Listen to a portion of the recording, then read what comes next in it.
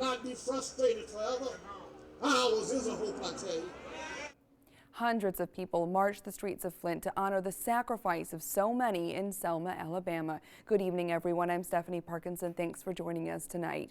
Missing from today's peaceful march was the violence that accompanied the men and women who were marching for voting rights in 1965. In tonight's top story, NBC 25's Drew Moore shows us how community members are hoping the sacrifice that was made 50 years ago isn't being forgotten today.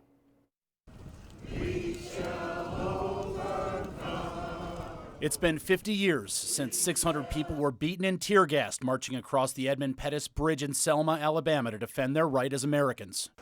Before us that we might have the right and the responsibility of voting. Lorene Randall of Flint remembers watching it on the television with her family. We could not believe that this was real. To remember what historians call Bloody Sunday, hundreds of people from different faiths, backgrounds, and races marched down Saginaw Street in Flint today to honor the blood and the sacrifice of the peaceful protesters. And we're standing on the shoulders of those individuals. But Randall says more people in the community need to exercise their right to vote, which so many sacrificed their lives to provide. Being apathetic does not help anything.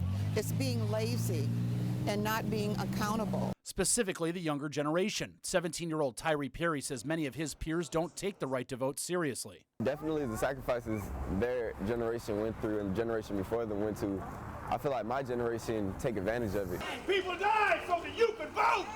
Yeah. And it's ludicrous for anyone in this country or in this community to think that one vote does not make a difference, because it does make a difference. Those who have denied themselves the right and the responsibility of voting will need only to look in the mirror and discover that much of what ails us today. Reporting from Flint, Drew Moore, NBC 25 News.